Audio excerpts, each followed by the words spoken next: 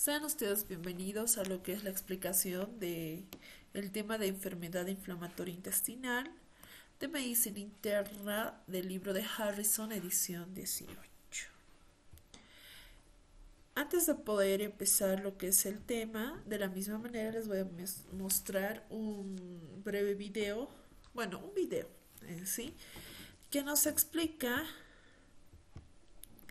qué es la enfermedad de inflamación intestinal, en la cual nos voy explicando paso a paso cuáles son sus causas, ¿no? Y también entre estas cuáles son las derivaciones. Empezamos de esta manera.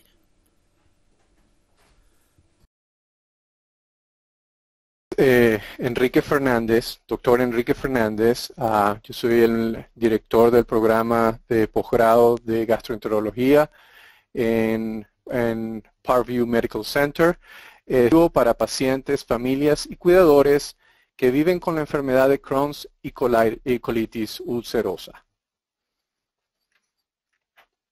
Los objetivos de la presentación son definir las enfermedades inflamatorias intestinales, sus posibles causas y su diagnóstico, discutir el manejo y el tratamiento de estas enfermedades, discutir la medicina complementaria y alternativa, destacar las poblaciones especiales y revisar el papel de la dieta y nutrición en las enfermedades inflamatorias intestinales.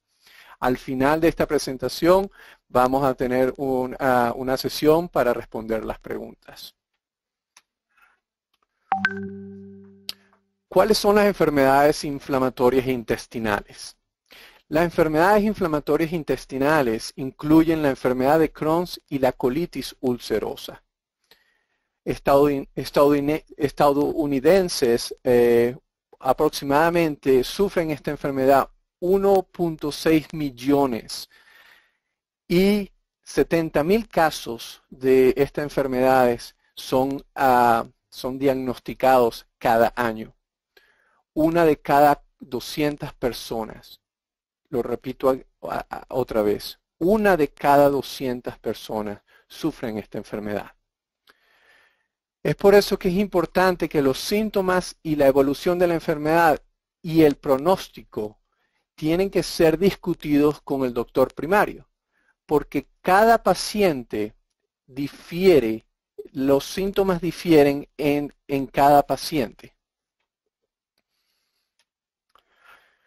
Los posibles factores que se deben tener en cuenta cuando se discute esta enfermedad son las exposiciones ambientales, la microbiota intestinal. Esto significa las bacterias que normalmente nosotros tenemos en nuestros intestinos, en nuestro sistema digestivo.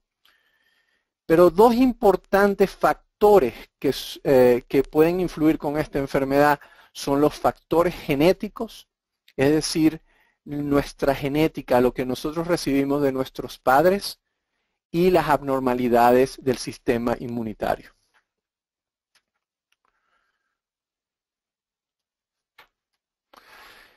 El espectro de las enfermedades inflamatorias intestinales podemos diferenciar entre Crohn's, que es la enfermedad de Crohn's, y la colitis ulcerosa.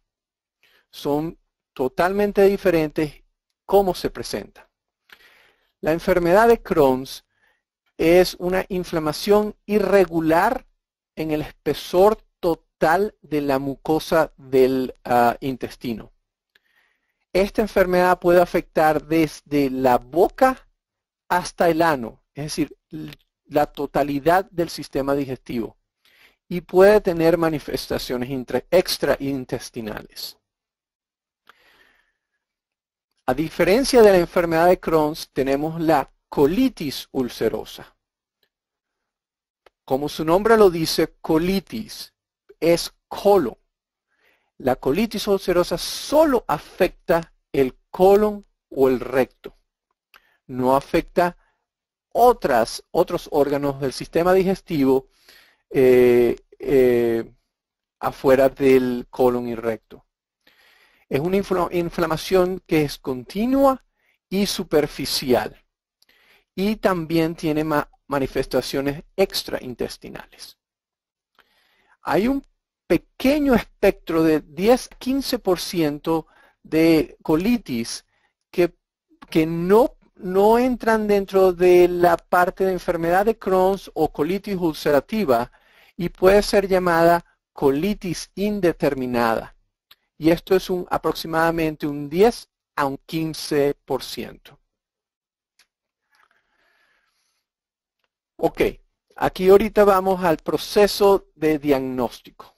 ¿Cómo diagnosticamos la enfermedad de Crohn's o las colitis ulcerativas? En este aspecto, en el proceso de diagnóstico, es muy importante la comunicación, la historia clínica y el examen físico. Nosotros tenemos que la comunicación entre el paciente y su doctor primario.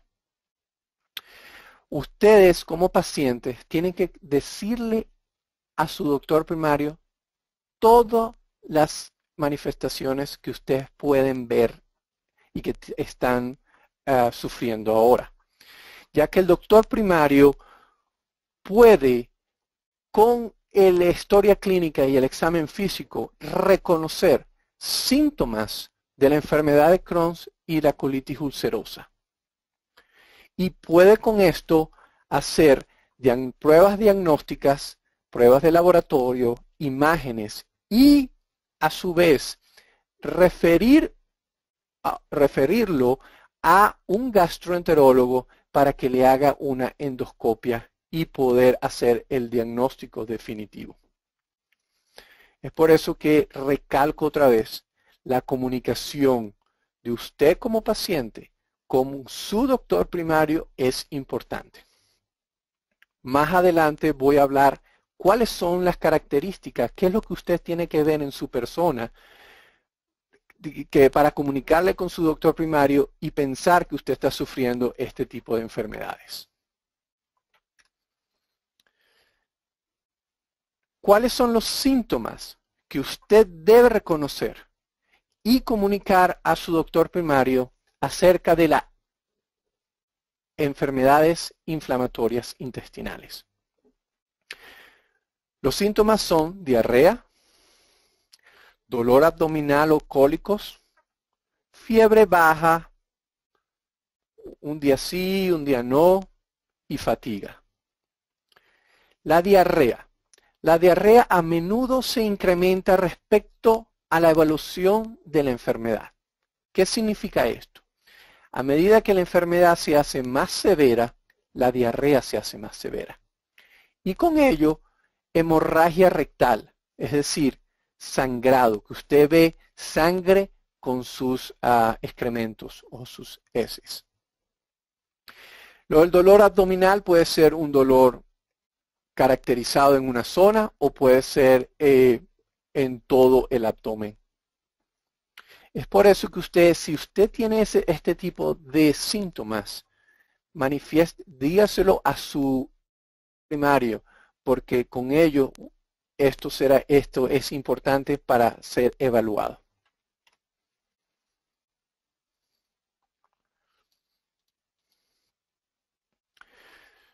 ¿Cuáles son las complicaciones? Las complicaciones de las enfermedades inflamatorias intestinales las podemos dividir en complicaciones de la enfermedad de Crohn's y complicaciones de la enfermedad de la colitis ulcerosa.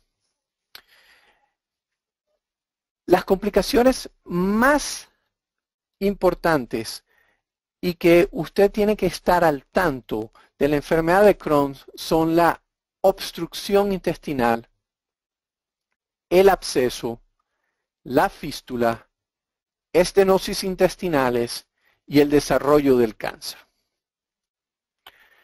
La complicación más común de la enfermedad de Crohn's es la obstrucción o el bloqueo del intestino. Debido a la inflamación y la formación de tejido cicatrizal, el resultado es el engrosamiento de la pared intestinal y un pasaje intestinal muy estrecho. Es decir, que con esta obstrucción el lumen del intestino se vuelve muy estrecho, produciendo obstrucciones. Los síntomas de la obstrucción intestinal incluyen dolor con cólicos en la parte central del abdomen, frecuentemente asociados con vómitos.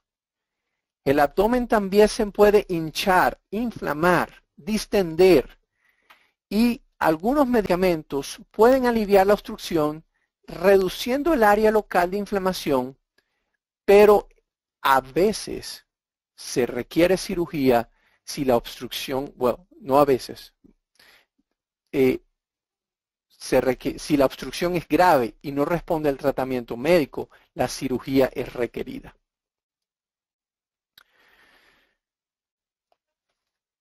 Hay veces que hay perforaciones de la pared intestinal. Y esta perforación produce un orificio con comunicación del contenido intraintestinal hacia la cavidad abdominal. Esto puede producir un absceso. Los abscesos, si son producidos, producen fiebre, fatiga crónica y dolor abdominal. Los abscesos, cuando no se resuelven con medios mínimamente invasivos, estos deben ser abordados quirúrgicamente. La inflamación en la pared intestinal o un absceso puede convertirse en una fístula. La fístula es cuando un órgano hueco, como el intestino, se rompe y se fuga en otra área como la piel, la vejiga, la vagina o el colon. Es decir, hay comunicación entre dos órganos. Las fístulas en la enfermedad de Crohn generalmente se tratan con antibióticos y medidas no quirúrgicas. Sin embargo, las fístulas que no responden a medicamentos deben ser tratadas quirúrgicamente. Ahorita vamos a hablar qué es la estenosis. La estenosis es una complicación común de la enfermedad de Crohn y es con frecuencia responsable de los síntomas obstructivos tales como dolor con cólicos, náusea, vómitos y pérdida del apetito. Generalmente se produce en el intestino delgado, pero también se puede producir en el colon. La estenosis es una indicación común para cirugía. Último, pero no menos importante, cáncer de colon. El cáncer de colon es más común en pacientes con enfermedad de Crohn y colitis ulcerativas. Más común en pacientes con colitis ulcerativas. El cáncer de intestino delgado es una forma rara de cáncer y se observa con mayor frecuencia en pacientes con enfermedad de Crohn.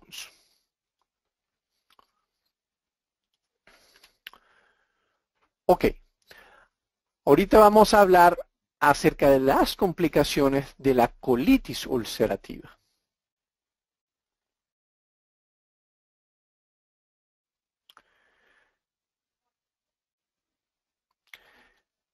La colitis ulcerativa, sus principales complicaciones son anemia por pérdida de sangre. Anemia debido a inflamación severa. También perforaciones son descritas, pero no son comunes en la colitis ulcerativas, pero cuando ocurren pueden provocar peritonitis generalizada debido a la inflamación de la membrana que cubre la pared abdominal. Muy importante. Una complicación de la enfermedad de la colitis ulcerosa es el cáncer colorectal. El cáncer colorectal es más común en pacientes con colitis ulcerosa y enfermedad de Crohn. Es más común en estos tipos de pacientes con enfermedades inflamatorias intestinales comparado con la población regular. Aproximadamente el 5 al 8% de las personas con colitis ulcerosa desarrollan cáncer colorectal dentro de los 20 años después del diagnóstico de su enfermedad. Para la población general, sin este tipo de enfermedades inflamatorias, el riesgo está entre 3 y 6%. Y hablamos de que con enfermedades inflamatorias es hasta un 8%. El riesgo de cáncer en este tipo de enfermedades aumenta con la duración y la gravedad de la enfermedad. La relación entre el cáncer colorectal y la colitis ulcerativa es avanzada, pero con la enfermedad de Crohn es menos sólida, pero se aplica más a aquellas personas cuando tienen Crohn con afectación del colon.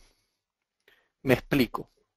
Cuando tú tienes Crohn's disease y tú tienes enfermedad de Crohn que afecta el colon, tu riesgo de cáncer del colon aumenta.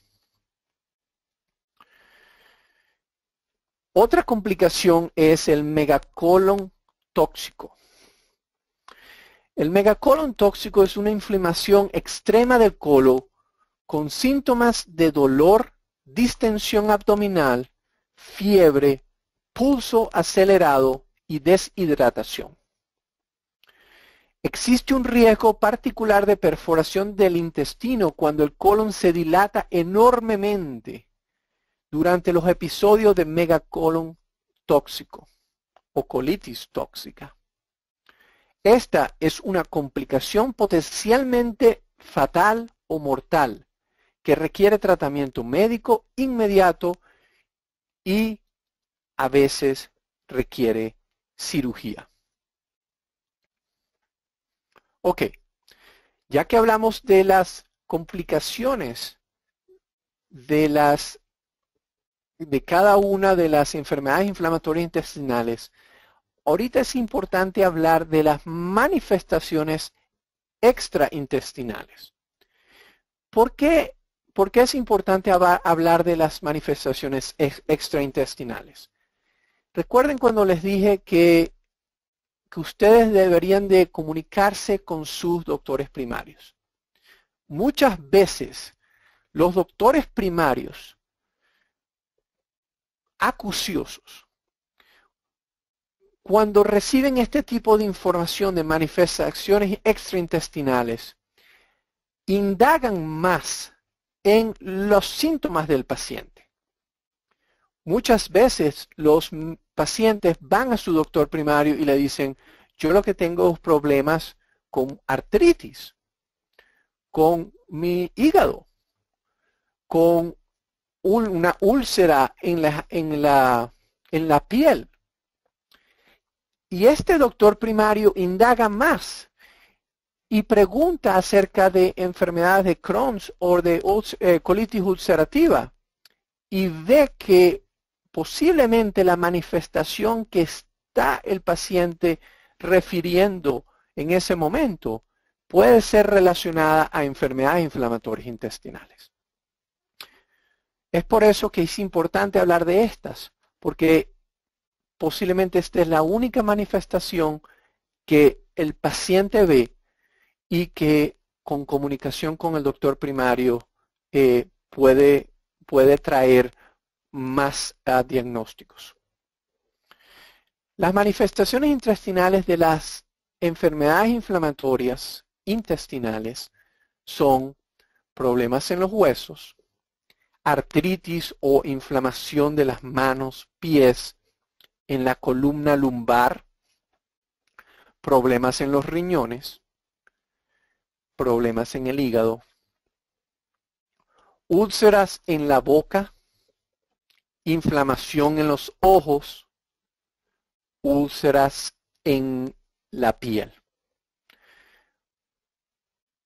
Las úlceras en la piel, las más frecuentes relacionadas con las enfermedades inflamatorias intestinales, son el pioderma gangrenoso y el eritema nodoso. Ok, ya que hablamos de las manifestaciones de la enfermedad de Crohn y la enfermedad ulcerativa del colon, con sus manifestaciones extraintestinales,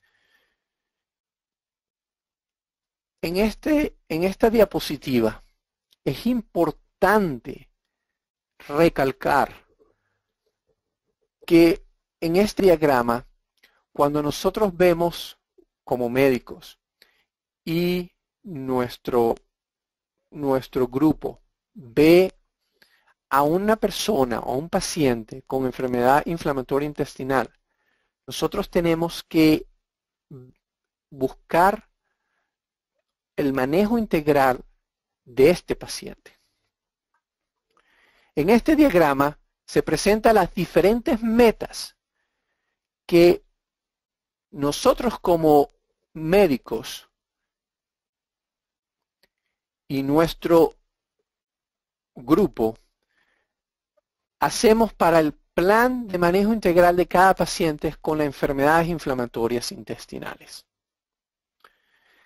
Dado que estas enfermedades son enfermedades de por vida, el énfasis se encuentra en la instancia de establecer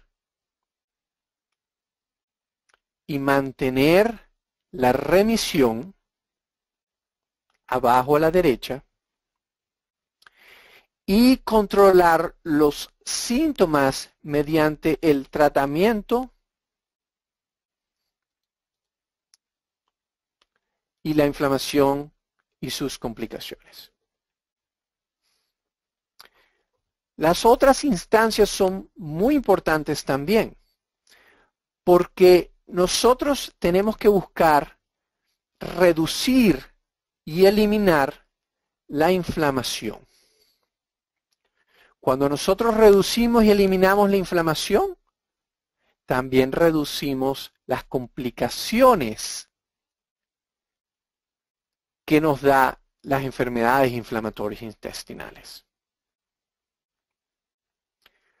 Como toda enfermedad, nosotros tenemos que tratarla. El manejo integral incluye minimizar la toxicidad del tratamiento.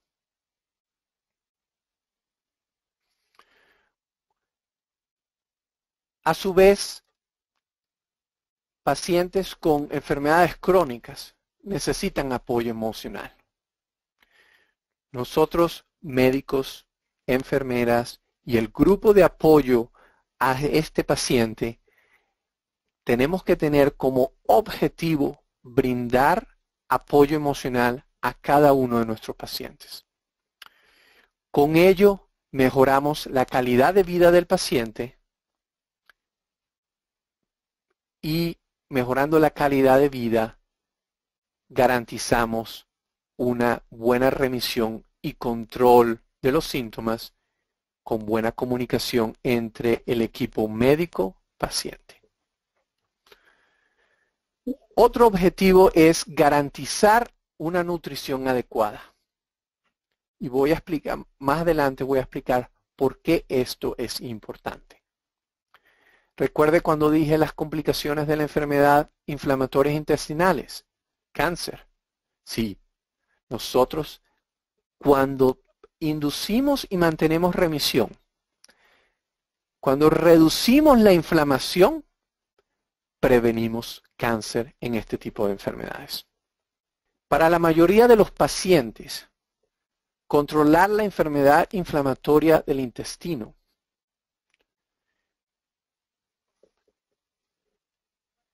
mejora la calidad de vida. incluso para aquellos con remisión a largo plazo. Esta enfermedad pueden exacerbarse sin previo aviso. Es por eso que los pacientes tienen que tener conocimiento y comprender qué es lo que afecta a cada uno de ellos para controlar la enfermedad y desarrollar una actitud y un enfoque positivo que lo ayude a este paciente a adaptarse a las situaciones que cambian.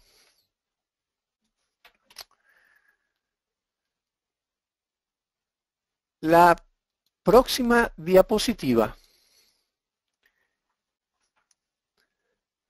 es importante saber de que cada paciente ha tenido una evolución diferente a la enfermedad. Es decir, que el tratamiento a la enfermedad se personaliza en cada paciente basado en las características de la enfermedad y las necesidades personales.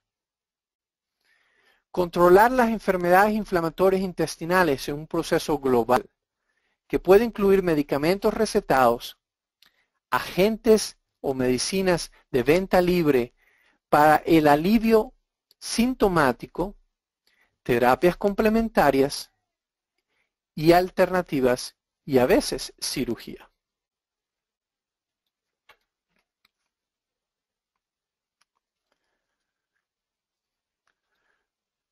Normalmente los medicamentos recetados que se pueden utilizar en la enfermedad de Crohn y la colitis ulcerosa. Tenemos medicamentos de primera clase como los aminosalicilatos, también conocidos como los 5-ASA o ASA.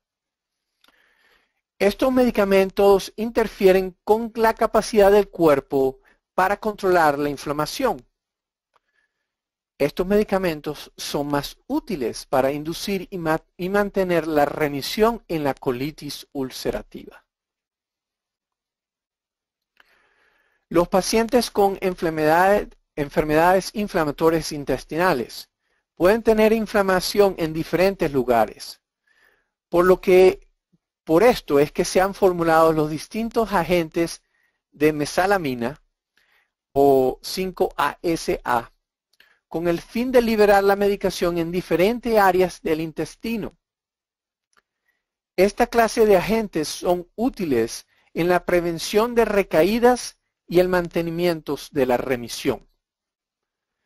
Hay unas nuevas medicinas que pueden ser útiles para controlar las exacerbaciones más graves en la enfermedad moderadamente activa.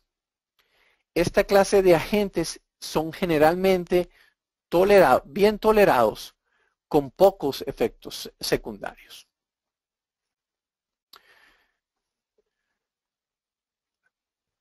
El próximo clase de medicamentos son los corticosteroides. Los corticosteroides son medicamentos antiinflamatorios de acción rápida.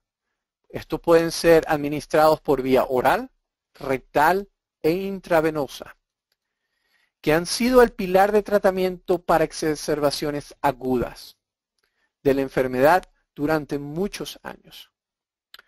Se recomienda solo para un uso a corto plazo, con el fin de lograr remisión. Aunque estos medicamentos, los corticosteroides, son muy valiosos en situaciones críticas, estos no son eficaces en la prevención de la exacerbación y por lo tanto rara vez se utilizan para el tratamiento del mantenimiento en las enfermedades inflamatorias intestinales. Además, no se recomienda el uso de corticosteroides a largo plazo debido a los efectos secundarios indeseables. Por esa razón, los corticosteroides se suelen proporcionar en la dosis más baja posible durante la menor cantidad de tiempo. El tercer grupo clase son los antibióticos. Entre los antibióticos tenemos la ciprofloxacina, el metronidazol y la rifaximina. Los antibióticos son eficaces como tratamiento a largo plazo en algunas personas con enfermedades inflamatorias intestinales, especialmente pacientes que padecen colitis ulcerosa, que tienen fístula, colitis ulcerosa y Crohn's disease, enfermedad de Crohn's, que tienen fístulas, los canales anormales entre dos partes de intestino o abscesos recurrentes. Las pacientes cuya enfermedad activa es tratada con éxito con antibióticos puede continuar tomándolos como terapia de mantenimiento mientras los medicamentos sigan siendo efectivos. Si bien los antibióticos resultan útiles para las personas con colitis, con enfermedad de Crohn's,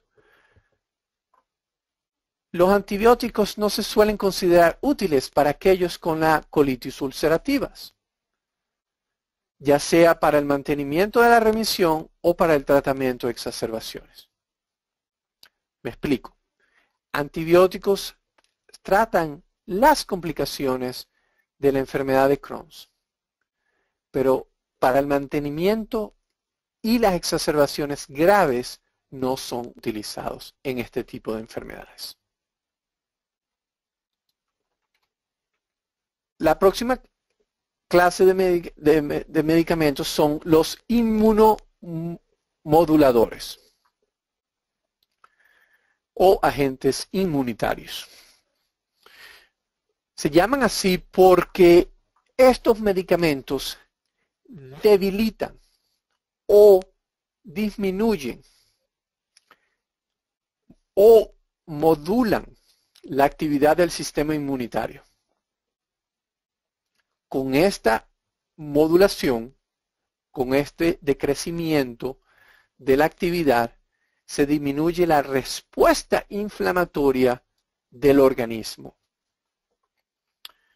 Estos agentes se utilizan más comúnmente en pacientes que no responden a los aminosalicilatos, a los antibióticos o a los corticosteroides. Estos agentes se dan cuando el paciente es dependiente de los esteroides o cuando con frecuencia el paciente necesita esteroides para el tratamiento de la enfermedad aguda. Este tipo de medicinas han presentado efectos secundarios. Los inmunomoduladores reducen la actividad del sistema inmunitario. Al hacerlo, también disminuyen la capacidad del cuerpo para combatir la infección. Si en algún momento ustedes comienzan con estas medicinas y tienen algún tipo de fiebre, escalofríos o dolor de garganta, por favor comuníqueselo a sus médicos.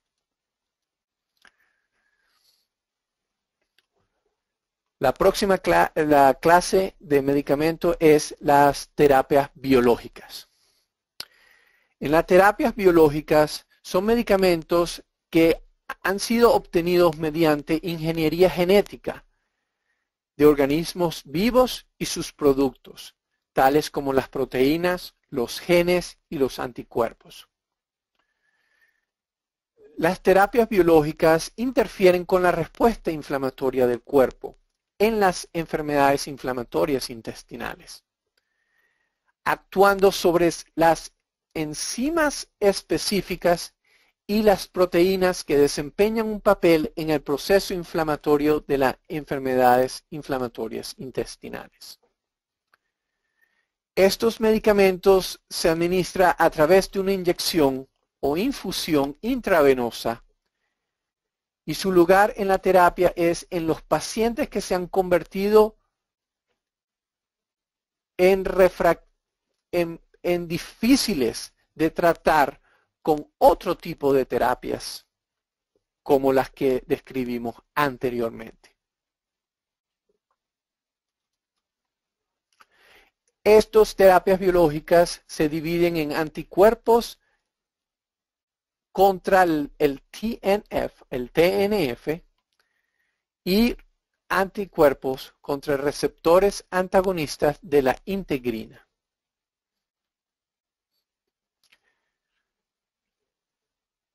Háblale a su médico primario acerca de este tipo de medicinas y si usted tiene indicación para recibirlas. Ok. Ahorita vamos a hablar sobre medicamentos de venta libre, los que normalmente puede usted conseguir en la farmacia y comprarlos sin ningún tipo de receta. Este tipo de medicamentos abordan solamente los síntomas específicos de la enfermedad, como son los agentes antidiarreicos, los laxantes, los calmantes para el dolor. Es importante cuando usted toma este tipo de medicamento, hablar con su médico primario y discutir complicaciones y si usted necesita otro tipo de medicina. Hablamos que una de las complicaciones de la enfermedad de Crohn y la colitis ulcerativa, de que a veces se necesitaba cirugía. En esta diapositiva se puede ver los diferentes tipos de cirugía que son requeridas o son hechas en las enfermedades inflamatorias intestinales. En la enfermedad de Crohn hay una cirugía que se llama estenoplastia, que es de la estenosis, hacerle cirugía a la estenosis.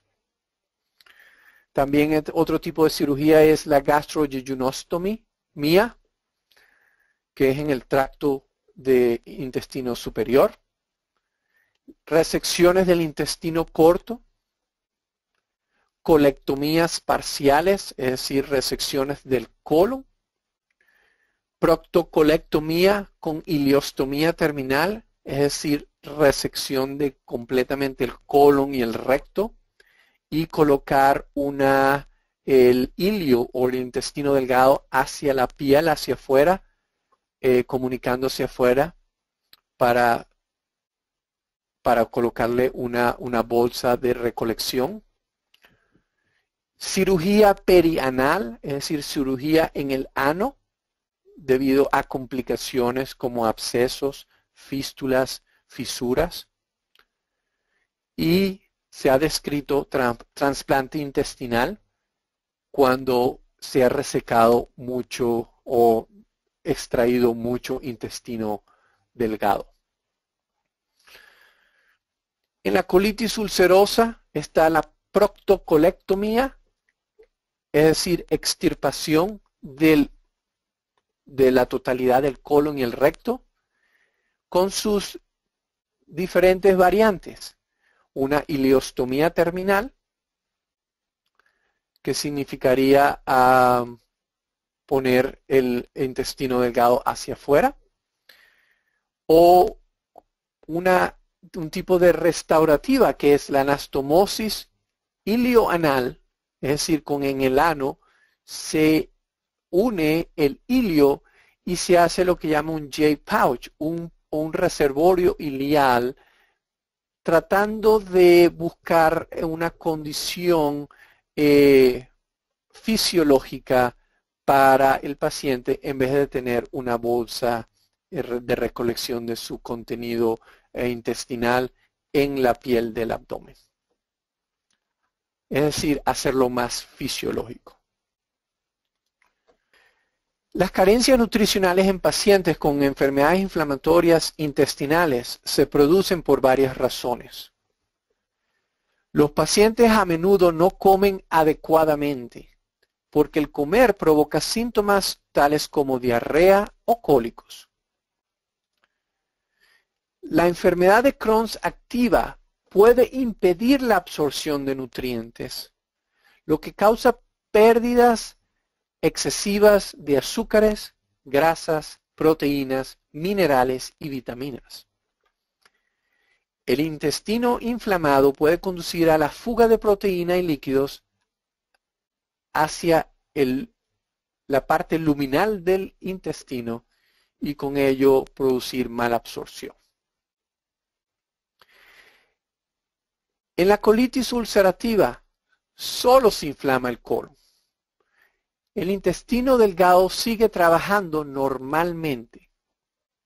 Sin embargo, el colon inflamado no recicla el agua correctamente, así que la diarrea puede ser grave y conllevar a deshidratación y a carencias.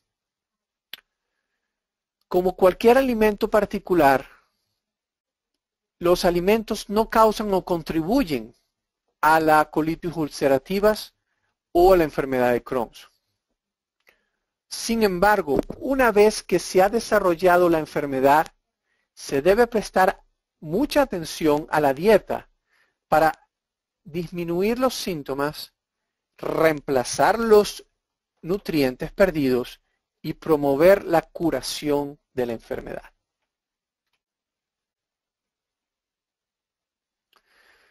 ¿Cómo hacemos nosotros para comprender la importancia de la dieta y nutrición en el manejo de las enfermedades inflamatorias intestinales? La recomendación es crear un diario de alimentos. Para con ello, eliminar los alimentos problemáticos, es decir, alimentos que producen gas, alimentos que me producen más síntomas. Estos alimentos deben ser descartados de la dieta.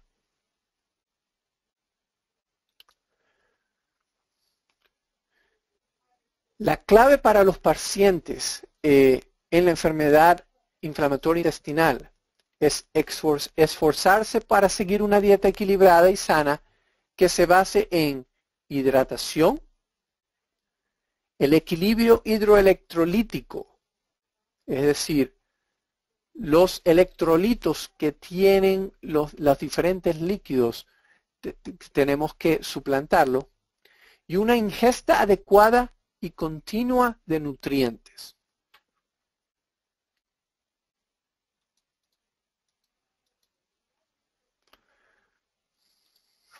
¿Cómo vivir bien con la enfermedad inflamatoria intestinales? Lo más importante, cumpla con la toma de todos los medicamentos prescritos. Comprenda su enfermedad y las posibles complicaciones. Hagas sus consultas médicas y sígalas. Mantenga una dieta equilibrada. Establezca un sistema de apoyo y asesórese con más información.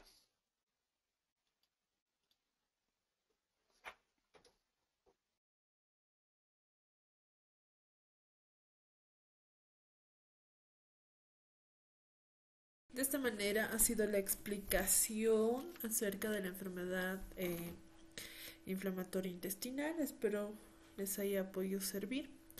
Y vamos a repasar algunas pequeñas claves para poder recordar.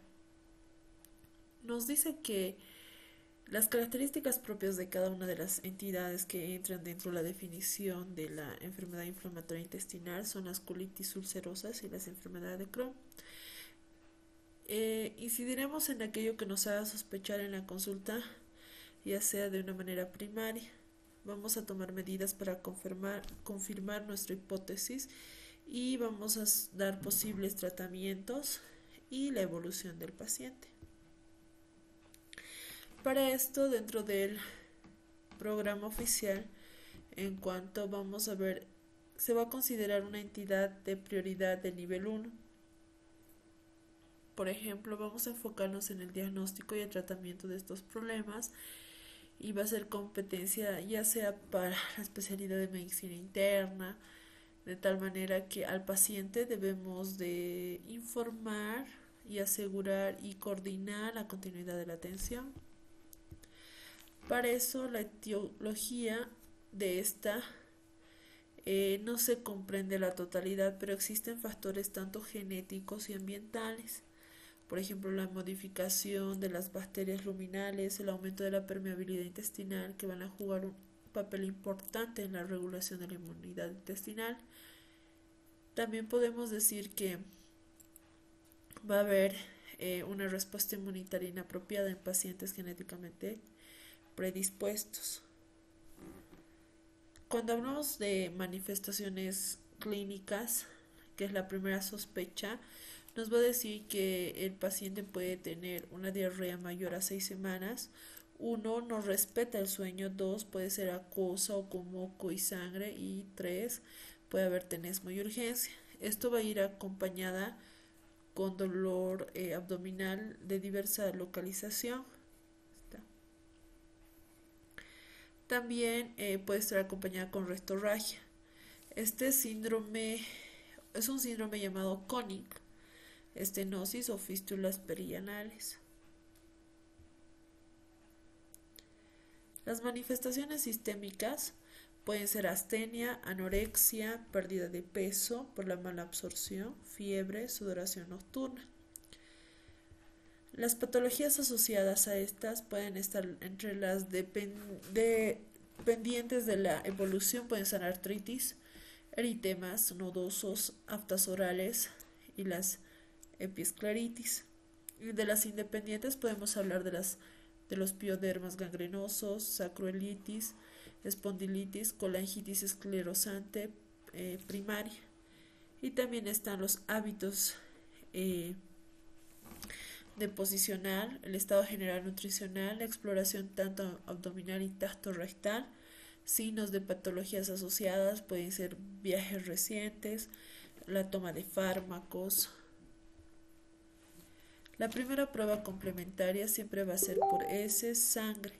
En las heces vamos a hacer un coprocultivo, puede haber un Clostridium difficile, una calproteína inflamatoria, y en la sangre vamos a pedir de tipo bioquímica, iones, un hepatograma, un hemograma.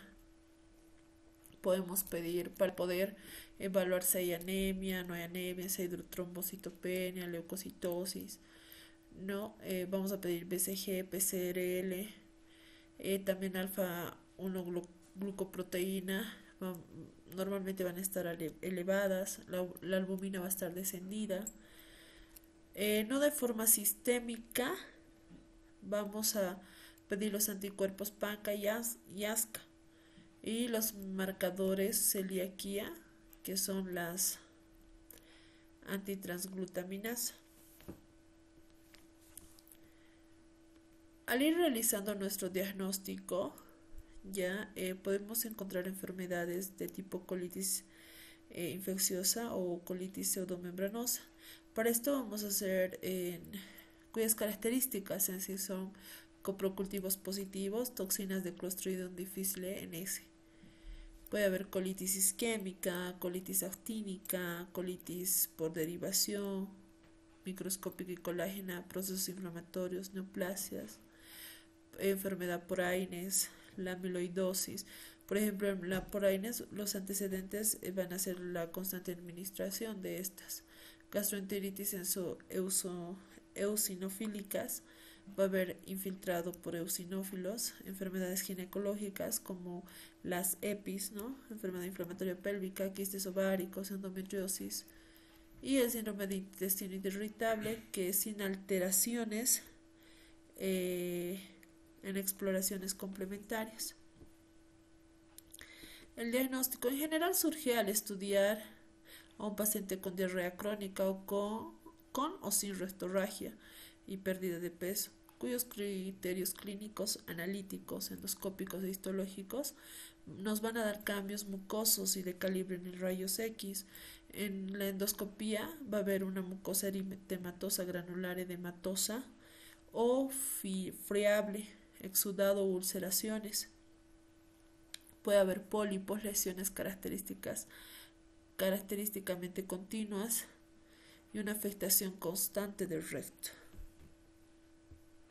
Aquí podemos ver una colonoscopía. De la misma manera está irritada, puede haber pólipos. Aquí está una que es uno de los criterios de gabinete que sí o sí debemos pedir. Tratamiento del brote, ya sea leve o moderado. La proctitis ulcerosa, vamos a dar los supositorios ASA de 1 miligramo en 24 horas, ¿no? Puede ser de tipo oral más tópico. En las colitis distales vamos a dar los aminosalicilatos por vía oral, puede ser mayor a 2 gramos en 24 horas. ¿No? En las colitis extensas vamos a dar los aminosilatos vía oral igual, menor a 2 gramos en 24 horas.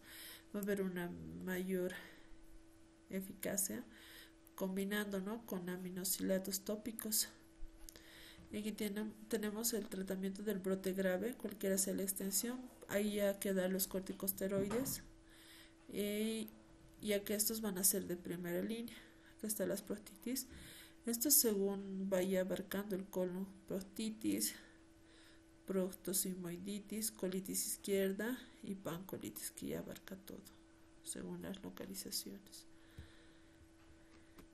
El tratamiento de mantenimiento de las colitis ulcerosas van a ser mantener la remisión libre de esteroides definida clínicamente y endoscópicamente. Elección del tratamiento puede ser definida por la extensión, el curso, la frecuencia de brote, el fracaso del mantenimiento previo, la gravedad del brote más reciente y el fármaco empleado en este. Los aminosilatos de elección al alcanzar remisión con ASA o esteroides orales o ya sean rectales. El diagnóstico de la enfermedad de Crohn va a ser por clínica y exploración analítica de sangre y heces y una colonoscopía.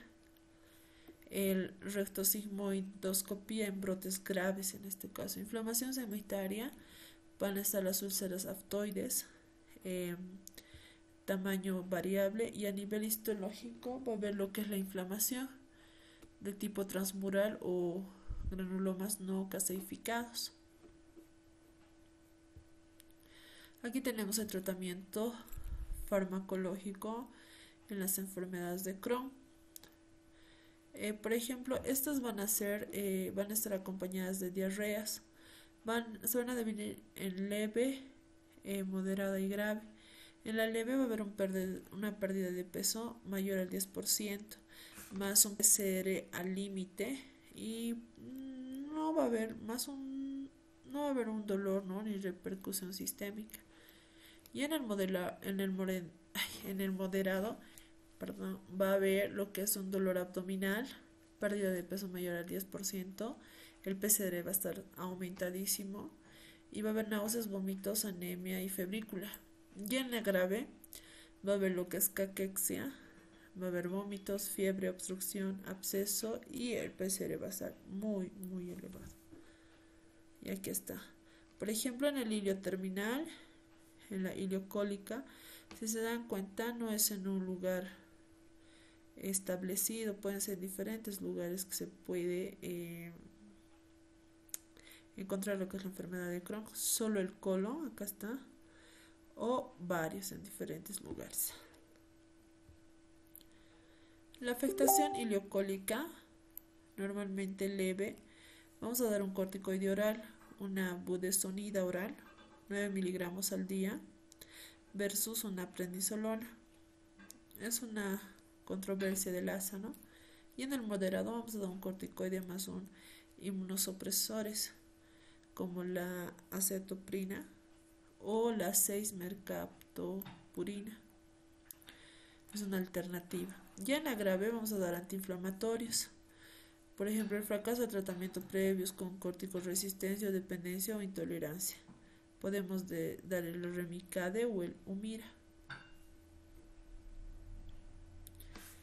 En las afectaciones del colon, en la leve, podemos dar un Entocort versus una prednisolona. Y en el moderado podemos dar, por ejemplo, un antiinflamatorio alfa con un inmunosupresor. Por ejemplo, puede requerir en este caso un metronidazol o un ciprofloxacino, antibiótico, ¿no? Y en la afectación del ilion, en la leve, vamos a dar lo que son corticoides orales, como la prednisolona, y un inmunosupresor, como un ASA, ¿no? Y en el grave igual un antiinflamatorio más un inmunosupresor. Y vamos a valorar y poder lo que es decirle al paciente que pueda hacerse una intervención quirúrgica, ¿no? Y en estas van a precisar sí o sí una nutrición enteral. El mantenimiento o remisión. La negociación con el paciente tras primer brote puede quedar sin tratamiento, puede haber un riesgo o un beneficio. Sin tratamiento hay que hacer un control médico, no fumar, recordar signos de alarma y ofrecer cita rápida. Ya con tratamiento podemos dar los probióticos, ¿no? Inmunosupresores de elección, la azatioprina, puede ser de 2 a 2.5 kilogramos día. Y una opción puede ser el metotrexate, ¿no? No corticoterapia. Y en todo caso también podemos hacer una cirugía que no es curativa. El tratamiento previo tiene que ser farmacológico, óptimo riesgo y también lo que es modificar el modo de vida o estilos de vida. Recomendaciones. Lo que podemos decir que en las recomendaciones y seguimiento es que hay que evitar sí o sí el tabaco en las enfermedades de Crohn, evitar los AINES, evitar el estrés, evitar las fibras y estenosis y embrotes. Debe ser una dieta completa y variada por proteínas, calcio, hierro, una nutrición enteral si fuera precisa. Hay que proporcionar información completa al paciente y asegurar el cumplimiento terapéutico y seguimiento por riesgo de CCR, es decir, la colonoscopía, ¿no? Esta colonoscopia debe ser anual o bimanual desde los 10 años tras diagnóstico desde el principio, si la colangitis esclerosante primaria. Entonces, este ha sido el tema de lo que es la enfermedad inflamatoria intestinal y tal vez les ha servido mucho el video y puedes volver a verlo para tener más conocimiento, ¿no? Te esperamos en el siguiente tema. Gracias.